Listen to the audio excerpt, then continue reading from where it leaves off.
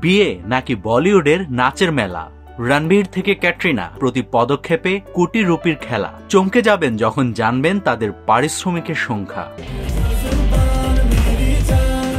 ভারতের উদয়পুরে শিল্পপতি রাজু মেন্টানার কন্যা নেত্রা মেন্টানার বিয়ের আসর বসেছে। সেই বিয়েকে ঘিরে নানা মুহূর্তের ছবি ও ভিডিও এখন সামাজিক যোগাযোগ মাধ্যমে ছড়িয়ে পড়েছে। ছড়িয়ে পড়া এসব দৃশ্যে দেখা যাচ্ছে বিয়েতে জমেছে বলিউডের তারকাদের মেলা। রণবীর সিং থেকে জাহ্নবী কাপুর, অনেকেই সেখানে নেচেছেন। তবে এই আয়োজন প্রথম নয়। প্রায় নানা হাই প্রোফাইল বিয়েতে নিয়মিত নাচতে দেখা যায় বলিউড তারকাদের। এসব বিয়ের অনুষ্ঠানে নাচার জন্য কার কত পারিশ্রমিক ধারণা আছে আপনার? অনন্ত আম্বানির বিয়েতে রণবীর সিংকে দারুণ নাচতে দেখা গিয়েছে। প্রায় বিয়ের আসরে নাচেন তিনি। শোনা যায় একটি অনুষ্ঠানে তিনি নেন প্রায় 1 কোটি রুপি বা তারও বেশি কিছু। আলিয়া ভাটও একসময় নিয়মিত নাচতেন বিয়ের অনুষ্ঠানগুলোতে, যদিও বিয়ের পর তাকে আর তেমন অনুষ্ঠানে দেখা যায়নি।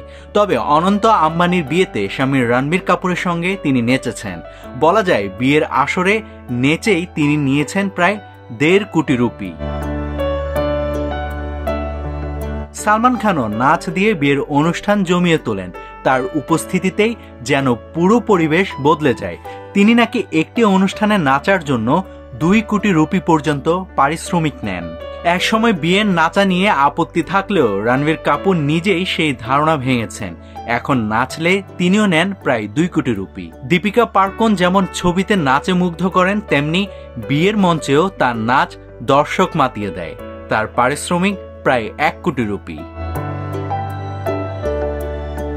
ভিকি কৌশলও নাচেন প্রায় 1 কোটি রুপির বিনিময়ে। তবে ভিকির স্ত্রী ক্যাটরিনা কাইফের পারিশ্রমিক তুলনামূলক অনেক বেশি। বলিউডের শিলা কি জাওয়ানি, চিকনে চামেলি সহ বহু হিট গানের নায়িকা তিনি।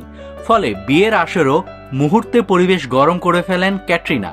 পারিশ্রমিক শোনা যায় প্রায় 3.5 কোটি রুপি। এছাড়া বিয়ের অনুষ্ঠানে নাচতে দেখা যায় বলিউড বাদশাহ শাহরুখ খানকেও। তিনি নেন প্রায় 3 কোটি রুপি। আর অক্ষয় কুমারের পারিশ্রমিক ধরা হয় প্রায় 2.5 কোটি রুপি। নাভিদ হাসান, সোনালী নিউজ।